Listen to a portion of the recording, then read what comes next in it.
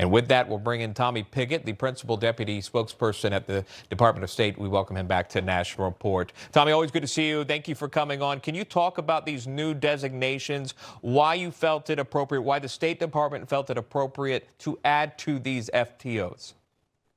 Well, we have seen a campaign of terror being waged by these groups, by these Antifa groups, against Western civilization, against the United States, with some of these groups having as their stated goal the overthrow of Western civilization and the United States.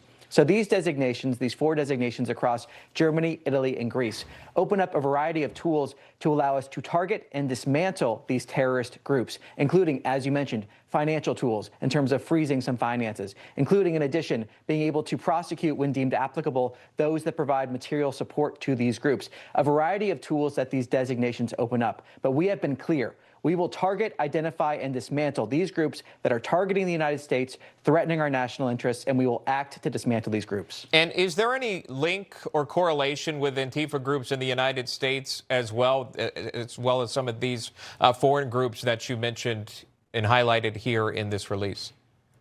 Well, we're seeing a common ideology across these groups, and we're seeing a common violence. Of course, we see the domestic designations that have happened here in the United States. What we're seeing from the State Department's perspective is now efforts to say, we are going to target and dismantle these groups wherever we find them. We are going to protect our national interests. All right, I want to move on, if we can, a story that's really, this is, by the way, some of the violence that you spoke about. We were showing there that video of we've seen in here, specifically the states, which is Portland, Oregon, so many other areas that we've seen it, Seattle, I believe, and others. Antifa, those that are alleged to be working with that organization or outside of it.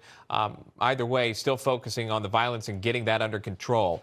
The State Department spokesperson weighing in. We'll discuss another story that's flown under the radar just a little bit, a direct reflection really of the work done by the Trump administration and the Department of State regarding aid for those affected by Hurricane Melissa, which devastated parts of Jamaica. I wanted to show this, an article from the Council on Foreign Relations, reading in part, quote, when Hurricane Melissa barreled towards southwest Jamaica in late October, an unfamiliar foreign policy question loomed. Would the United States respond? And even if it wanted to, could the United States still soon mobilize at scale so soon after dissolving the U.S. Agency for International Development? As it turns out, the answer to both questions was a resounding yes.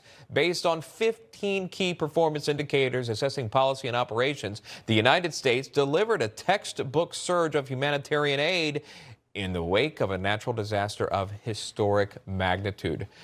Now, obviously, there's a lot of pushback in media for this administration, very critical. This one is not. Can you elaborate on this and the Trump administration getting credit for this natural disaster and the response by the United States?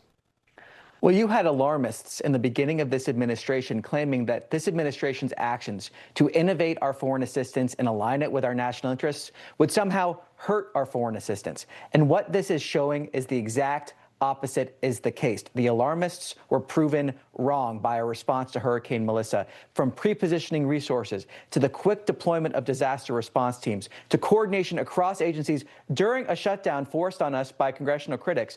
We saw a response that delivered that assistance in historic fashion. And it is showing under the Trump administration, leadership is back in our hemisphere more than ever. We're seeing assistance being delivered in line with our national interests that is actually more effective, more efficient, costs the taxpayer less. That's what we promised to do, and we're showing that we are delivering.